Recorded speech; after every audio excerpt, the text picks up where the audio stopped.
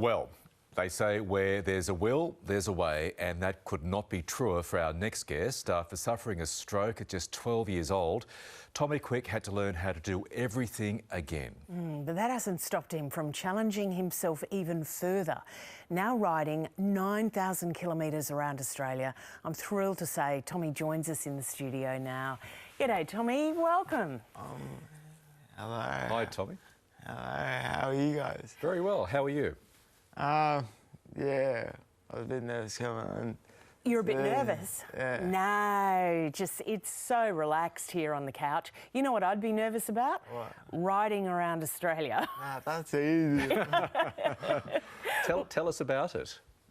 So yeah, like back in 2021, we started out at a steep point in WA, and we're heading and we're riding from there to Wilson's from Cape Barrow and Cape York. But unfortunately, back in 2021,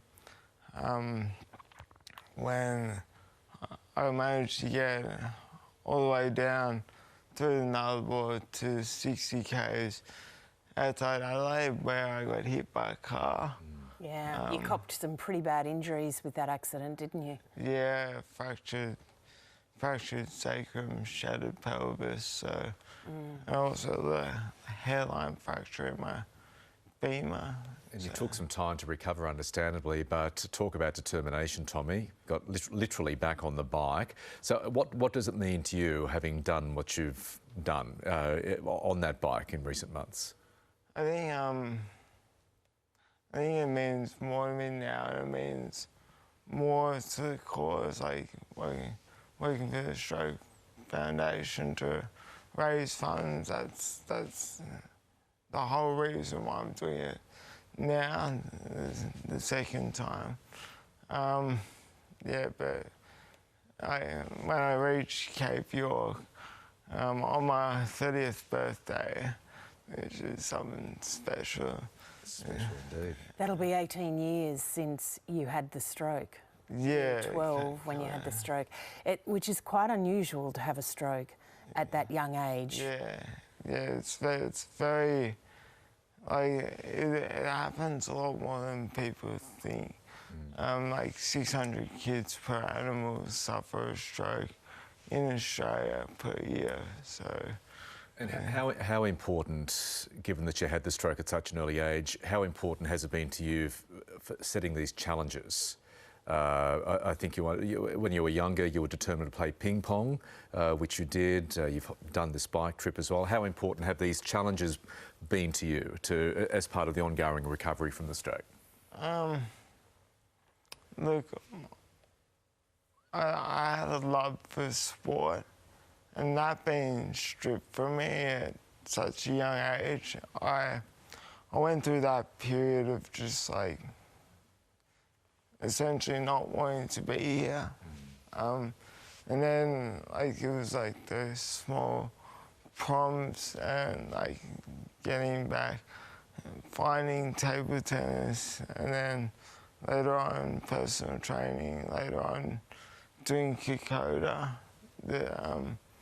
It's those kind of prompts that set you up for life. I noticed how you slipped doing Kokoda in quite casually, because it's quite a feat, right?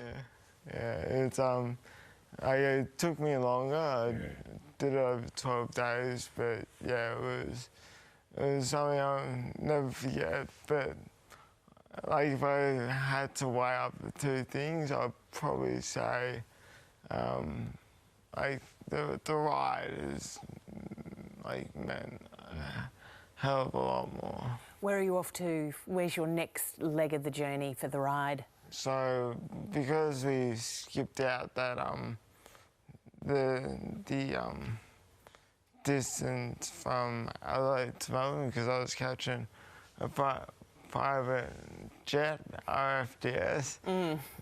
It's good. Not the way, on a medical plane, not the way you thought you were going to be doing it. Yeah, it was quite fun, like, for other reasons.